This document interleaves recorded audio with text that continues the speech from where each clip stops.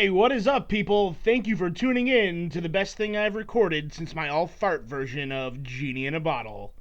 It is episode 7 of the Big Ass Podcast.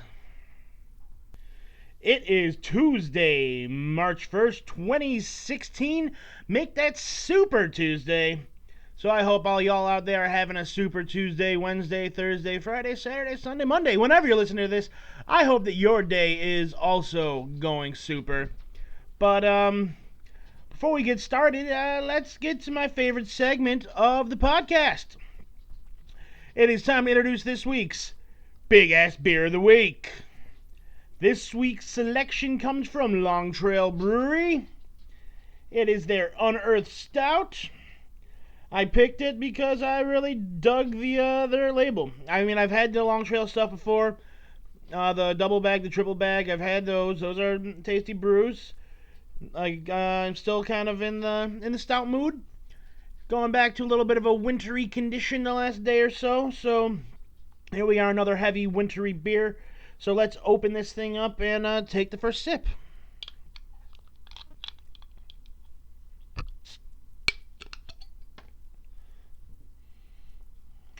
Smells nice.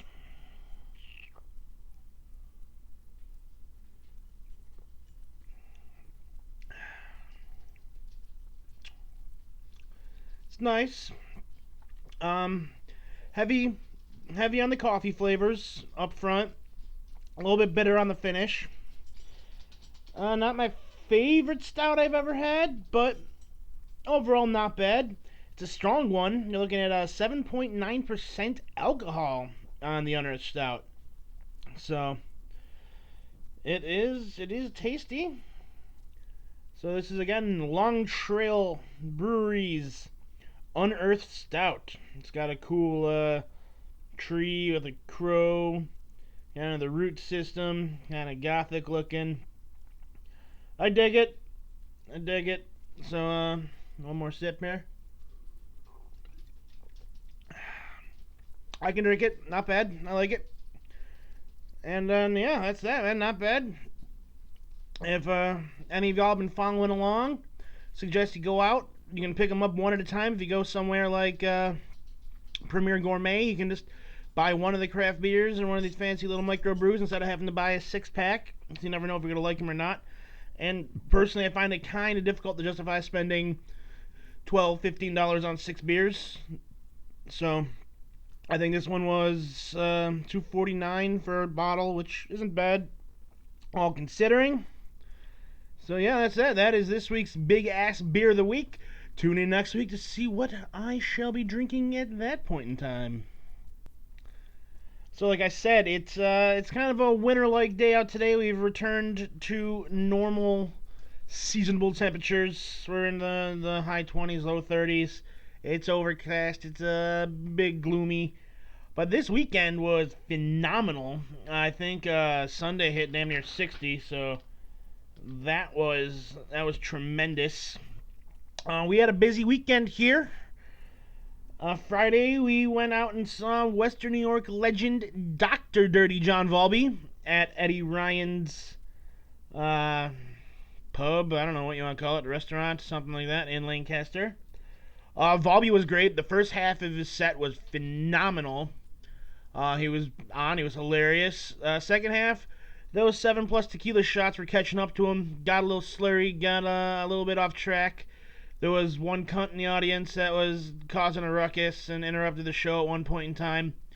He handled it like a pro, but yeah, he definitely drank like a pro as well. Watching a 71, 72-year-old man put down shots of tequila like that was impressive.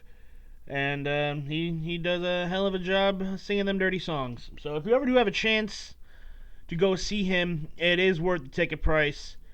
If you especially are a Western New York native and you have not seen him yet, he's not going to be around forever. He's a hard-drinking 70-some-odd-year-old man. Take advantage while you can and check out this local icon. As for Eddie Ryan's, the venue, it kind of sucked. The staff seemed completely overwhelmed by having a comedy show there, and the food blew. It was not so good. Cold meals were sent back at our table to be reheated. Soup was brought out cold, raw baked potato. So Eddie Ryan's thumbs down, John Valby 2 thumbs up. And John Valby also, I got to have the honor of him feeling up my wife.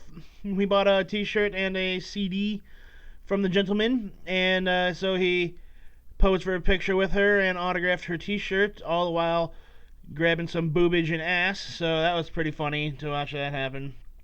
So good for Mr. Valby. Then on Saturday night, we headed down to Helium Comedy Club, and we saw Mr. Joe List perform at the 10 p.m. show.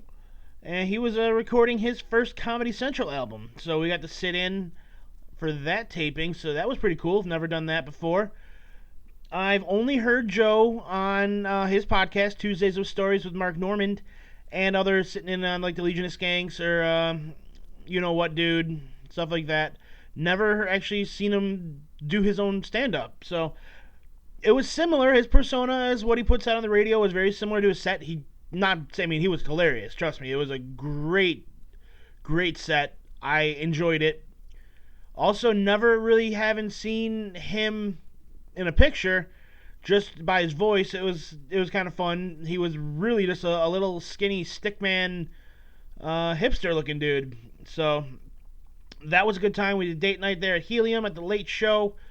Helium's also is a great club. We love going there. Good food, good drinks, prices are reasonable, and outstanding acts getting brought in here to Buffalo. I believe we're going to be in another month or so going to see half of the Broken Lizard crew. Farva and Mac are going to be performing their stage show there, so we're going to go and check that out. I believe it's at the end of March. So that's fun. And then Sunday, did some running around, and then I came home and sat in my garage with the radio on, a cigar going, and a beer in my hand, and just enjoyed the outdoors while the dogs played and frolicked. First time in a long time being able to do that, and it was nice. Like I said, it was almost 60 here on Sunday. So, again, I'm loving the global warming. Love it.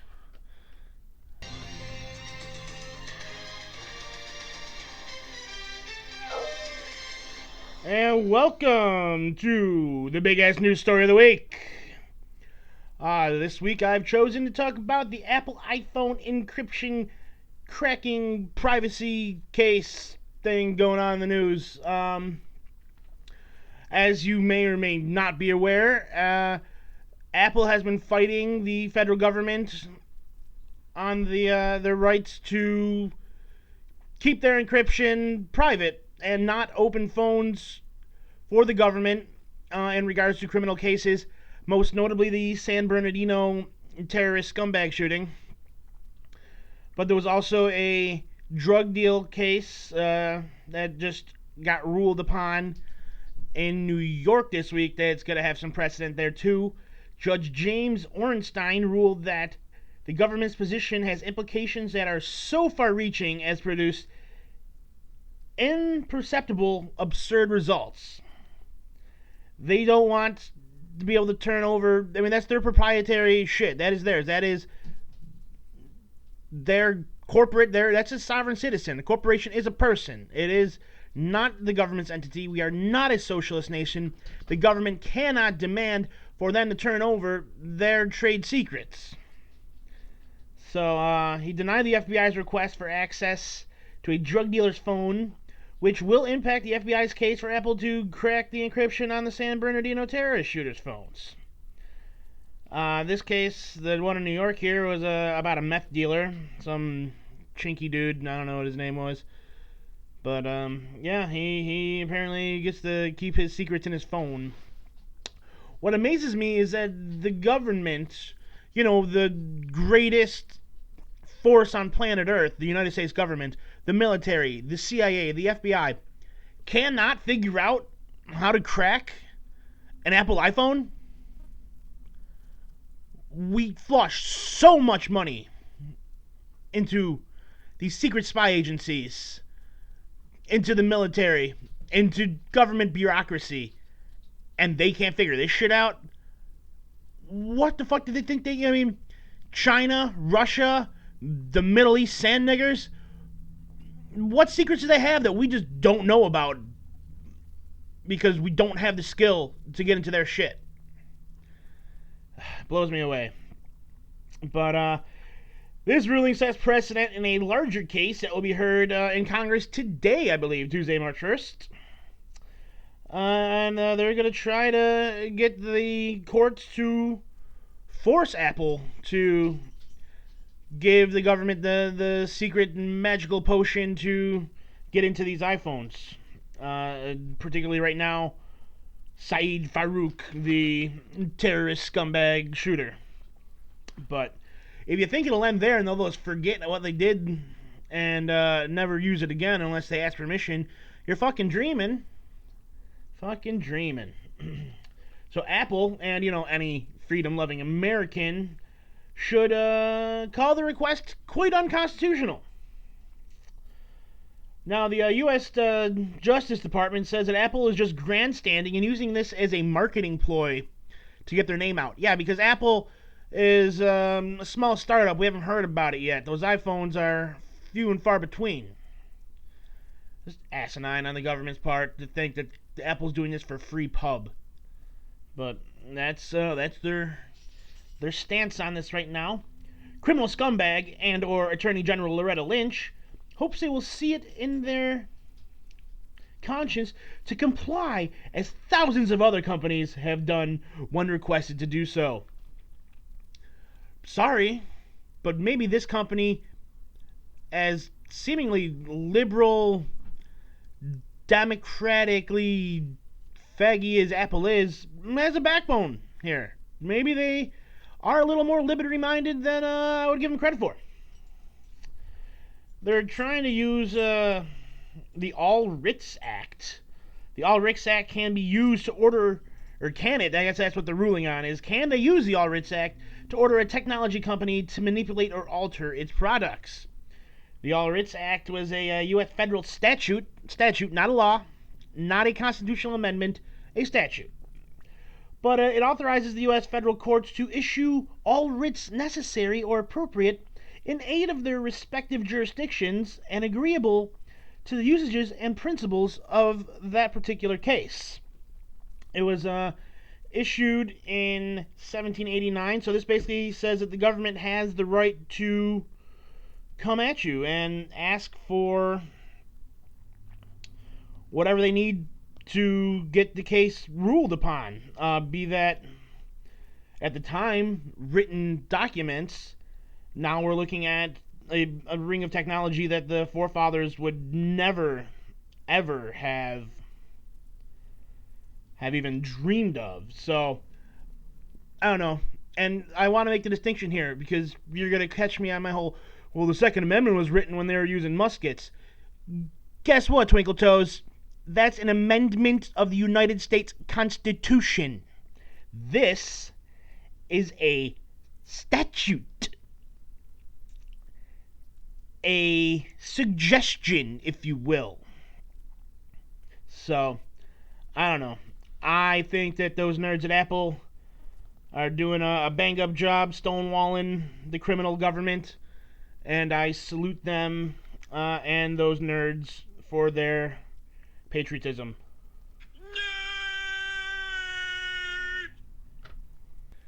And that will bring us to big-ass politics.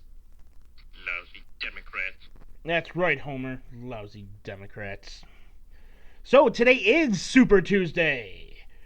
And what is Super Tuesday, you might ask? It is the largest single day of primaries leading up to a presidential election. Poli-speaky goody.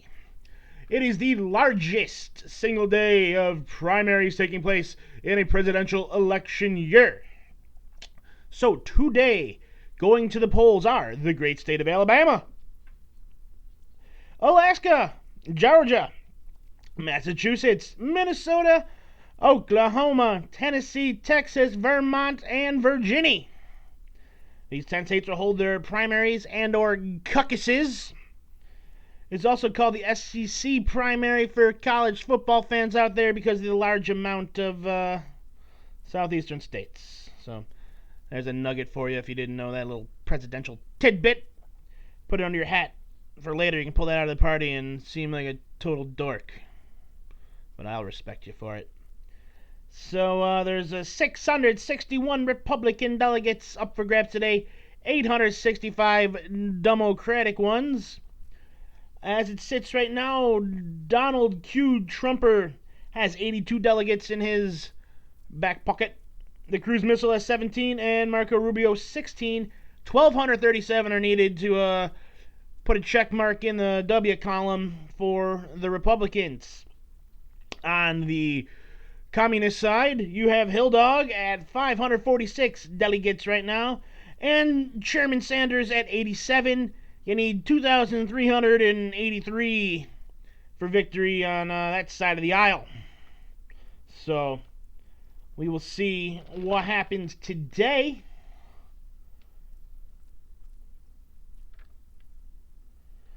I believe now I want to get a little Trump news. You know me and my views on the Donald. I do enjoy me some Donald, and he was in the news again this week. Surprise, surprise. I'm starting to think that maybe Donald Trump campaign was kind of like springtime for Hitler in The Producers. He just wanted to go out there, get a cheap pop, figuring this was going to fail brutally, and somehow it has been a massive success. People may be voting for him sarcastically. People may be voting for him just to fuck the system, just to throw a monkey wrench into the gears of the overreaching federal government.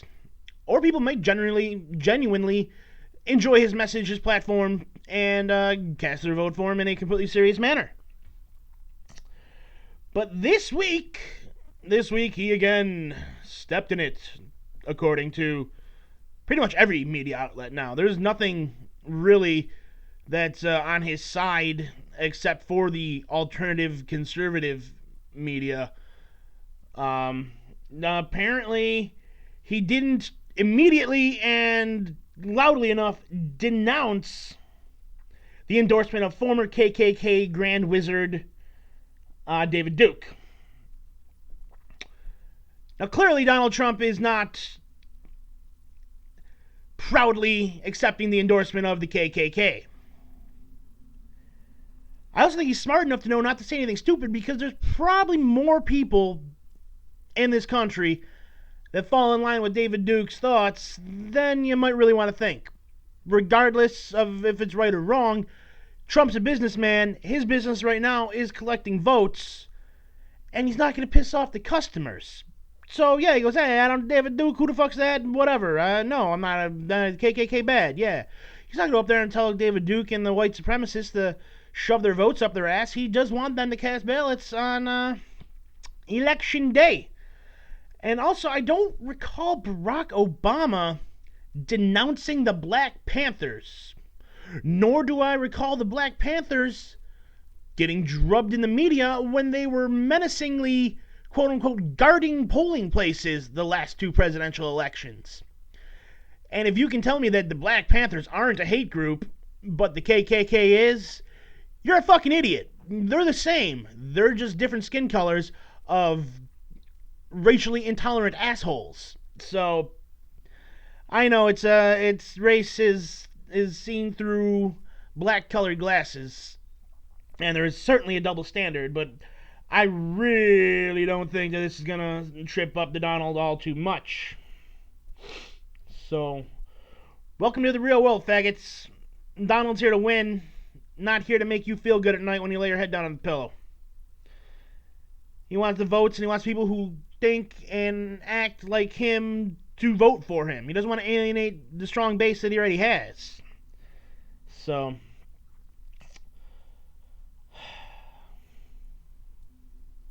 apparently, not only is Donald Trump not losing votes, but in the last couple of days, a huge amount of Massachusetts voters switched their party affiliation to Republicans just to cast votes in the primary. Again, I know they're saying, well, they're doing this on purpose as political operatives because they think that Trump will be the easier target for Hillary to beat. It's just not true, man. left, right, I don't think that Donald Trump is a Republican. I don't think he's a Democrat. He's not a libertarian. He is a complete wild card. He is Charlie Day. But sometimes you need the wild card. Sometimes the system is so fucked that you need the wild card to run in there, throw the fucking monkey wrench in the gears, watch everything grind to a halt, smoke coming out, and then you got to tear that machine down and rebuild it. And I think that Donald Trump is that monkey wrench that America needs. So I love it, and I'm looking forward to another 8 months of these political shenanigans, or as I call it, poli-tainment, going on. And Donald Trump is certainly the star of this poli-tainment show.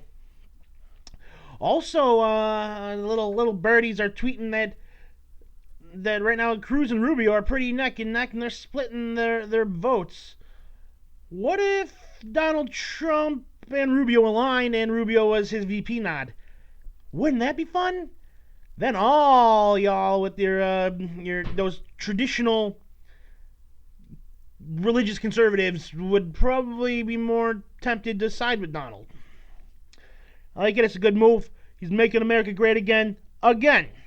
So let's all go out there, vote for Donald Trump, vote for that fucking wall, vote for them Muslim fucks to not get into this country, vote to make America great again.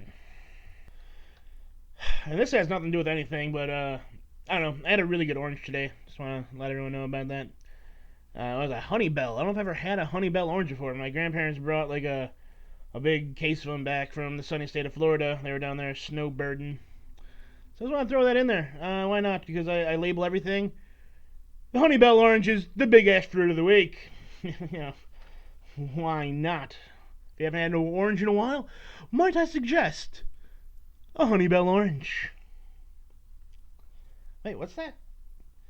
No, I'm not going to name Sam Smith the big ass fruit of the week next week. What? Why? Because the queerosexual Americans would not think that very appropriate, producer. No, it's not. I don't find it funny. You know what? I'm the on-air talent. You're the producer. How about you don't tell me how to run my show? I am here trying to make an entertaining product, but I'm keeping it relatively clean. I don't want to be making these lowbrow fag jokes. Oh, the mic's still. Oh, fuck. Hi, folks. I just want to tell you about oranges, and I don't know where that came from. Apparently, the producer thinks that he's funnier than the host. Let me have a sip of the old brewski here and get back on track. That's beery.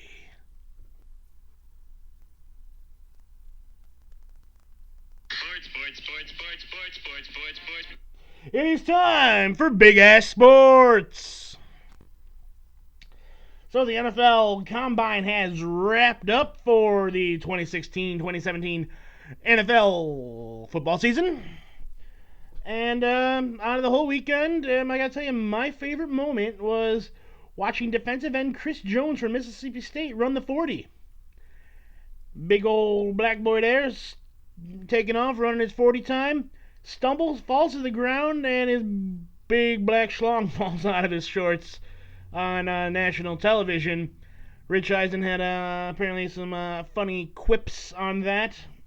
So yeah, if you want to go see that still on YouTube, look up defensive end Chris Jones from Mississippi State running the 40, and watch a man get tripped up by his own dong. Kind of hilarious. But that's not the serious footballing that was done at the Combine. There was some standouts. Some of them I kind of told you to keep an eye on last week when I did this very podcast. And I called some of them right. One of which being Florida State University safety Jalen Ramsey. The 6'1", 209-pounder ran a 4.4140. They're saying he can play safety, he can play corner. He's probably the best pure athlete in the draft. Probably going to fit in better as a true safety in the NFL, but the kid's got to be good. And with the scarcity of all-pro caliber safeties in the league, he's going to probably go early and make some team better. Ohio State University defensive end Joey Bosa also impressed, as I predicted he would. 6'5", 269-pound defensive end, showed to be an above-average athlete, and most likely a top 5 pick in this year's NFL draft. Pass rushers, again, are a huge valuable commodity, as you see the kind of money that Von Miller is going to be getting right now. That's why a guy like Joey Bosa is going to be getting paid in the same range as a Jadeveon Clowney type thing. These dudes just got to stay healthy and make that money worthwhile.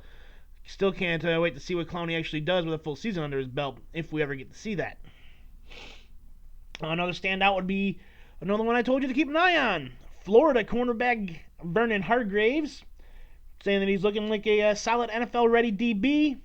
It's going to be a late day 1, early day 2 pick most likely, but should again be someone who can step right into your starting lineup this season and play on that number 2 side and lock down a receiver for you. The QBs, it looked like Cal's Jared Goff and North Dakota State's Carson Wentz are the top 2 quarterbacks on the heap right now.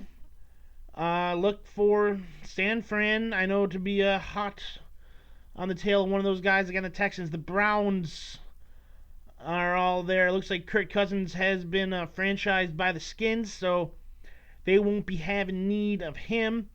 And the Rams might be the potential landing spot for Peyton Manning, because that old bastard doesn't seem to want to hang it up. He wants to keep playing, even though his name's getting dragged through the mud right now with the HGH shit and the teabagging a staffer at Tennessee shit, which is hilarious, but not good for the clean-cut Peyton Manning rep there. So, other than that, the defensive linemen like DeForest Buckner of Oregon, Louisville's Sheldon Rankins, and Baylor's Andrew Billings are the cream of the crop of that position group. Again, not a bad thing for a team to invest on both sides of that line, offensive and defensive. Get the big hogs in there and let them do their thing. What else is in the NFL? Well, like I said, Peyton Manning is not too keen on hanging it up. The Broncos are giving him some time, but they really want to know what the hell's going on. It won't look good if they cut him, but I really don't think they want him on the team next season. They want Brock Osweiler to take over the reins and see what he can do with that offense, given a full year and a full off season. So watch that. I know it's not like my favorite QB made his retirement easy either, and he also showed his dick to people inappropriately. So Peyton Manning, Brett Favre, you're two peas in a pod. Last off-season's fantasy wonder boy, Joseph Randall, was arrested again. He ran over 3 people drunkenly leaving a party. His career is over. This time last year, he was supposed to be picking up where DeMarco Murray left off, running behind that Cowboys line, and he was going to be a shoo-in for a 1,000-yard rusher. Couldn't even finish the season out as an NFL player, and now he's going to jail. His NFL career is probably done. Antonio Cromartie and the Bills seem to have a strong mutual interest in one another, and the Bills will have money to pay him because today Mario Williams was relieved of his duties as a Buffalo Bill. The Bills also slapped the franchise tag on Cordy Glenn. Richie Incognito looks like he's going to test the market, and so there's going to be some big shoes to fill if Richie goes elsewhere. Would love to see him in green and gold, just saying. Also, Boobie Dixon of the Buffalo Football Bills has been giving his walking papers. Jordy Nelson has apparently cleared everything, and he's looking 100% ready to resume his dominant NFL receiving career. That has to make one Aaron Rodgers a happy boy. Perhaps that's why he was out and partying at the Oscars with his lady and X-Men star Olivia Munn. He photobombed Common. He was looking sharp in his tux, and Munn hot as hell as always in her Oscar gown. So Aaron Rodgers living up the Hollywood high life. What else in the sports world? We had the NHL trade deadline. It came and went without much to do. Sabres sent forward McGinn to the Mighty Ducks of Anaheim for a conditional pick. Can be a third, can be a second. And I don't know. I guess he's there to help the Ducks run the flying V more effectively. So go watch him do that. Other than that, the Sabres and the NHL in general was pretty quiet throughout most of the trade deadline. No blockbusters. The Sabres did swap a bunch of AHL talent with the Ottawa Senators. One of them was a local boy. I think he was from Williamsville. I didn't bother looking up his name. If you care to do so, God bless you.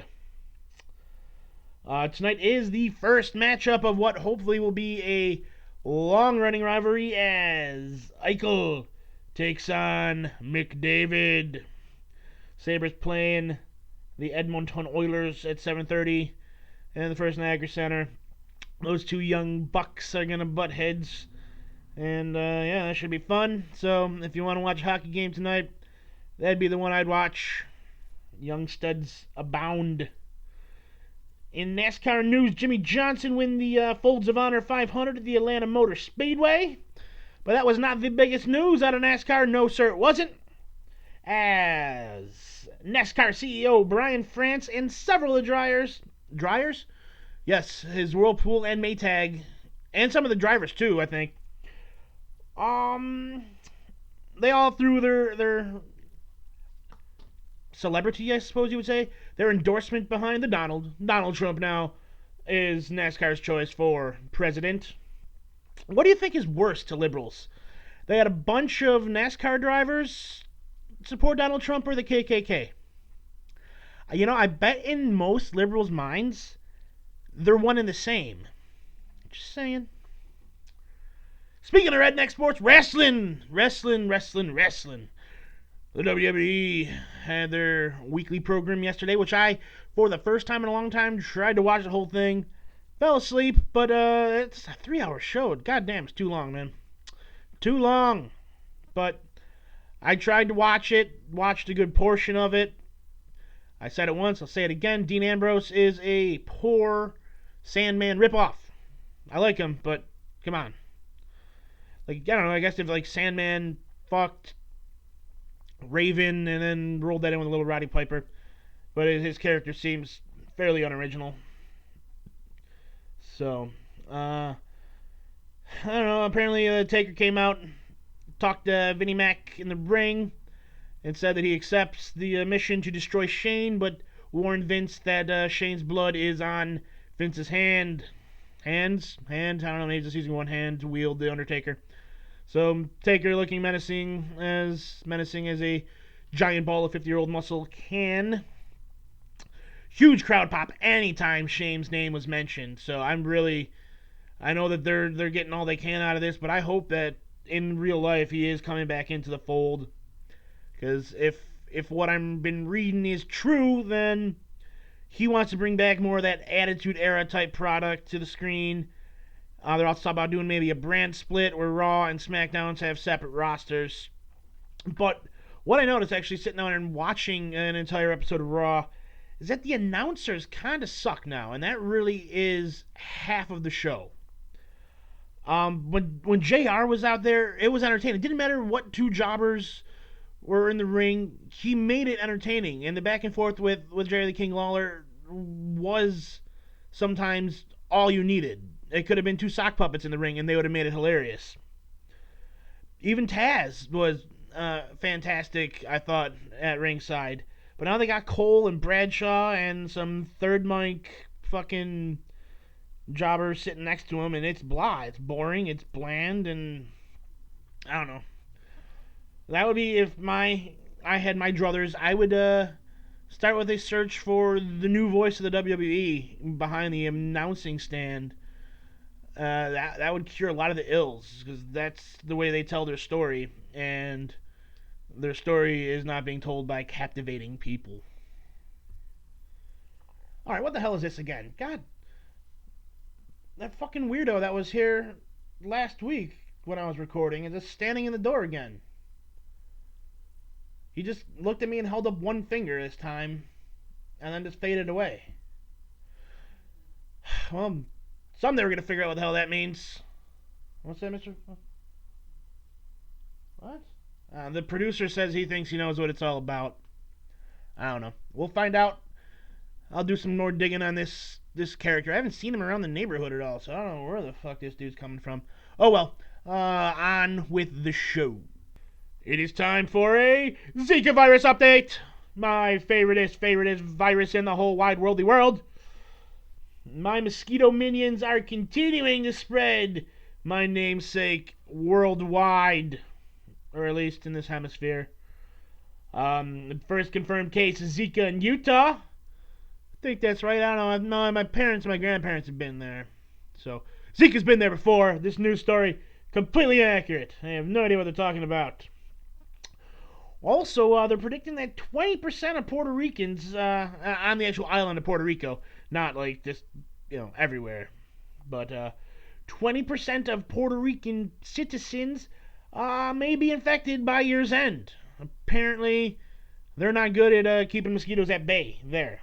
And they're saying that a new symptom has arisen in some Zika virus patients. Temporary paralysis. So our shit's mutating. It's getting stronger. I don't want to brag, but, the Zika name carries a certain strength to it. We're not going to give up. We're going to come at you at a different angle. So, we got the paralysis thing going now. Maybe next week, 2 weeks, we'll fucking make your toe fall off. I don't know. Zika virus doing good things. They're saying that a potential damp warm spring could lead to an outbreak in the U.S. and that we should be a bit concerned. All I say is, stock up on a heavy, deep percentage bug spray. Wear long sleeves out at dusk and dawn. And, you know what? Just do your thing. Just be careful. Cheap cigar in your mouth puffing away. A smoke keeps the bugs away. Old backwoods Canadian secret. From my mouth to your ears. Take that one to the bank. Or you can ignore all that and just get infected with a little Zika. Up to you. Personally, I don't care either way. So what else is going on, kiddies? Let's see. Started a new book this week. Yes, I know I just started a new book like a week or two ago. Needful Things was a dull read there by Mr. Stephen King. So I went right back to the well of Stephen King and picked up 11/22/63. I'm going to try to polish that off before diving into the James Franco Hulu show of the same name. It's about time travel, going back, stopping Kennedy from getting shot, and all the hijinks and shenanigans that time traveling would cause. I don't know, if I had the ability to time travel, don't think that's the point in time I would pick. I don't know. I wouldn't go, let's go stop Hitler. No, I don't have any desire to roll into Nazi Germany either.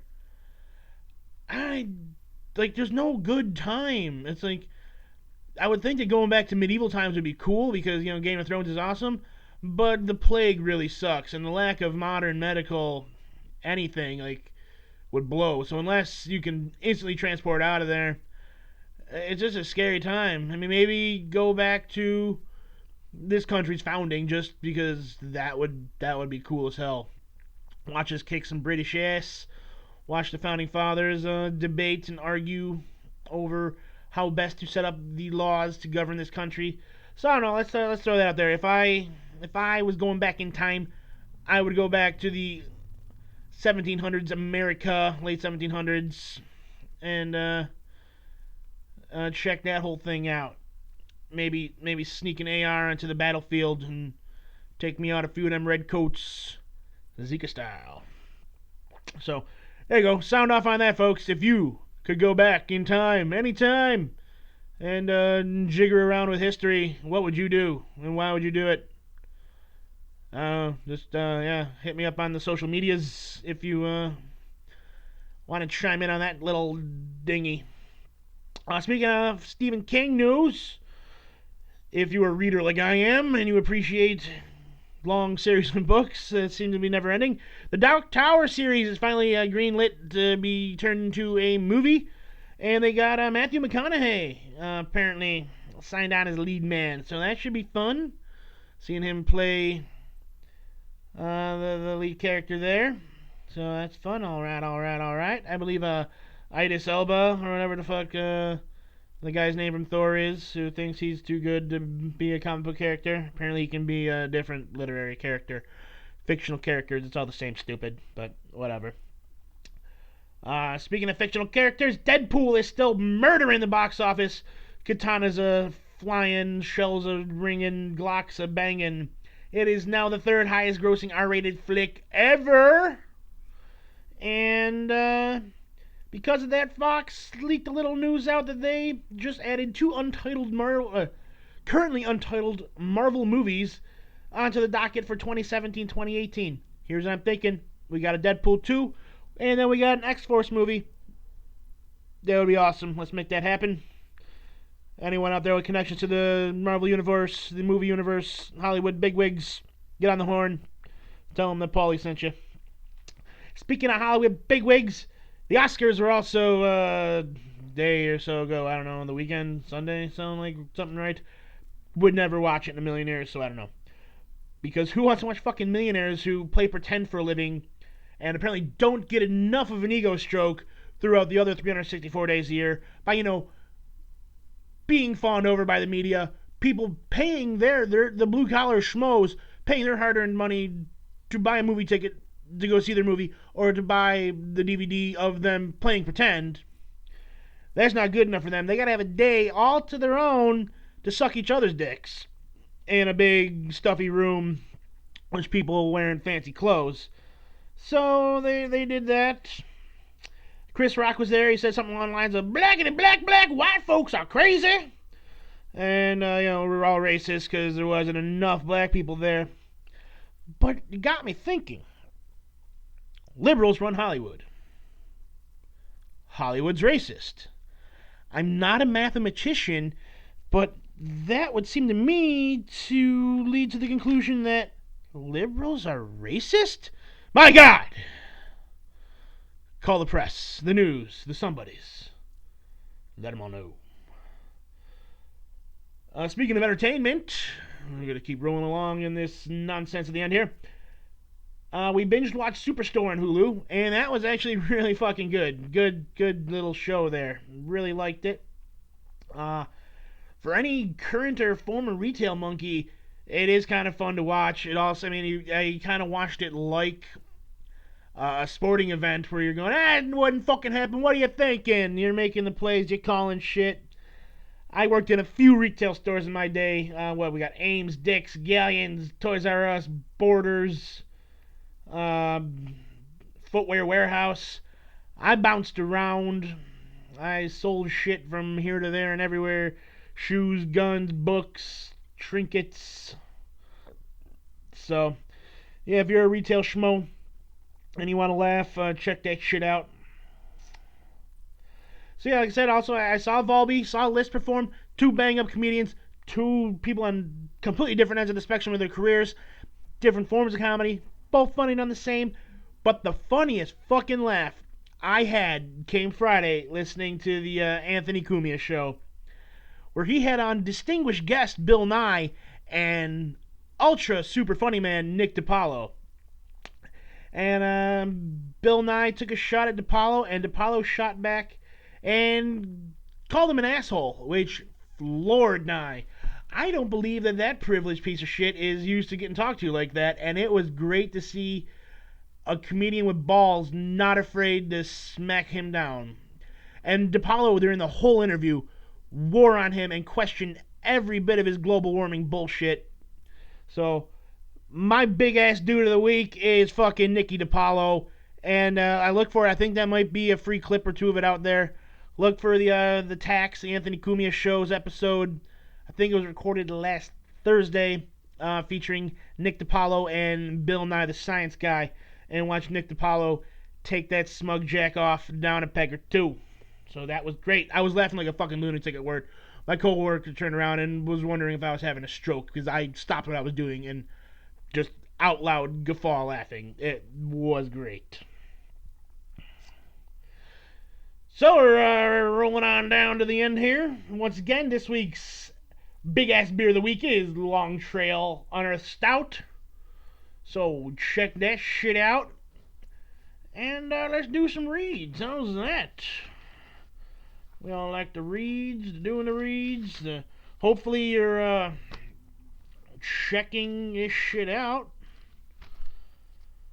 I would like to think that you are. And apparently I don't know where to find. I misplaced my reads. That's fantastic. Fantastic. Here we go. I shouldn't remember these. There's only 3 of them, and they're the same fucking thing every week. So, what are you gonna do? What are you gonna do for me? What are you gonna do, my big ass fans? You are gonna go on Facebook, and you are gonna head to Emily's A2Z Crafts, my lovely wife's Facebook page for her home business. Valentine's Day has come and gone. You missed out on that one. Super Tuesday come and gone. You could have got like little ballots or something made. Cookies. I don't know. But we got St. Patty's Day coming up. We got Easter coming up. She just had a job this weekend where she made a crap load, I guess is the technical term, of cookies for an event for some very satisfied customers. She made chocolate-covered shortbread, standard cutouts decorated with their logo, and peanut butter blossoms. So, the cookie business is a good business. If you want a treat, get in touch with her. You want something crocheted, get in touch with her. You need something sewn, get in touch with her. If you see it on Pinterest, she can do it. Emily's A to Z Crafts. Also, a shout out to Josh and Candy of Happy Guru Skincare. I still got a tattoo that is recovering, so of course I am using Happy Guru's Tattoo Aftercare. Happy Guru Loves Me is a company that provides all natural, chemical-free skincare products. To learn more, go to happygurulovesme.com. And where did I get that tattoo? The Tattoo Den. My man Dennis K. touched up an old tattoo of mine. I did not know this, but apparently when you get a cover-up, a rework done, it takes longer to heal. And so I'm still got a little scabby, flaky thing going on. But I know when it heals up, it's going to look fucking amazing. And if it doesn't, he'll touch it up and make it look amazing. But I have no doubts that his first run through going to be great. So that is Dennis K. of the Tattoo Den on Transit Road in Elma, New York. Again, find that on Facebook. Just type in your little searchy bar, Tattoo Den. Check out his portfolio, his recent work. The dude is a busy man. He's really is booked up, especially Friday, Saturday, Sundays. So contact him immediately if you want some ink done this spring. And of course, mention that Paulie Z sent you. Thank you. Please. I implore you. So that is all until next week, kiddies. I am hoping to put together a spiritual enlightenment. Keep your fingers crossed. Keep your eyes peeled on the social medias to see if that's happening. And what are those social medias? On Facebook, you just look up Big Ass Digital. And you'll find the page. That's where you'll find all the episodes posted. You also will find any other episodes of any new shows that are coming to the network.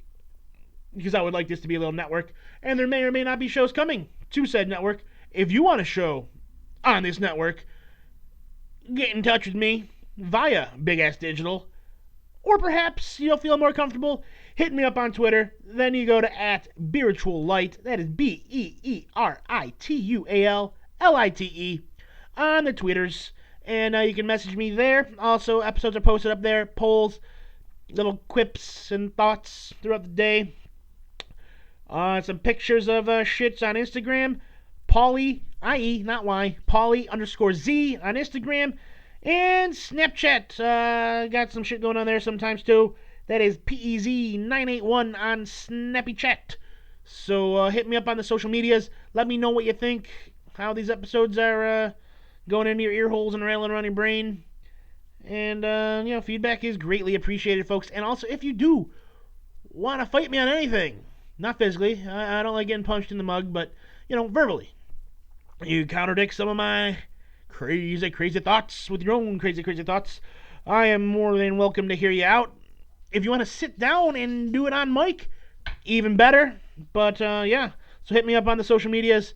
And let me know what y'all thinking of this very big-ass podcast. So that brings us to the end. Go out there and try to make America great again. If you can't do that, at least make your own life just a bit less crappy. Be well, stay alive, stay safe, and tune in next week. Peace. Your mother goes down for Egyptian. Sing me a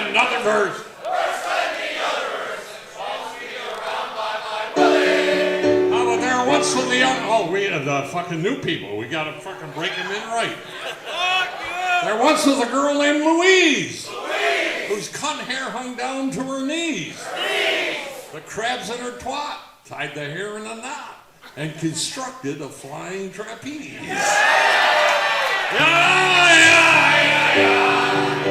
Your father left his dick print in the meatloaf. Another bird's work. How about an extremely hot girl from Hoboken? Was inclined to practical joking. On her tight little snatch, she wore a nicotine patch. She said it kept her pussy from smoking. Your mother stores my nuts in her mouth for the winter. Another bird's left. How about there once? I don't know. How about there one a hot fucking bitch that... Hey, fuck. I'm 71 now. I'm entitled to a senior moment. Any fucking time I want.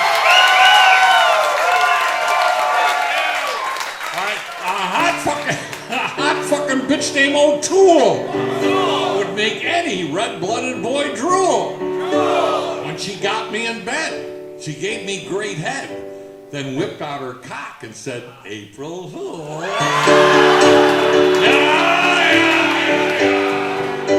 Your mother can say blowjob $8 in 6 languages. Another bird's work. With a vampire named Mabel. Those periods were very unstable. One night under the moon, she whipped out a spoon and drank herself under the table.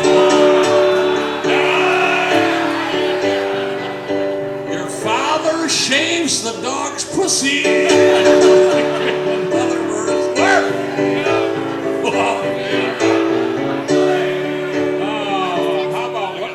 That one there. Oh yeah, okay. Fuck you! Eat shit! Bite my ass! An Argentine gaucho named Bruno said fucking is one thing I do know. All women are fine and sheep are divine. But a llama is numero uno. The cook at Arby's told your sister it was horsey sauce.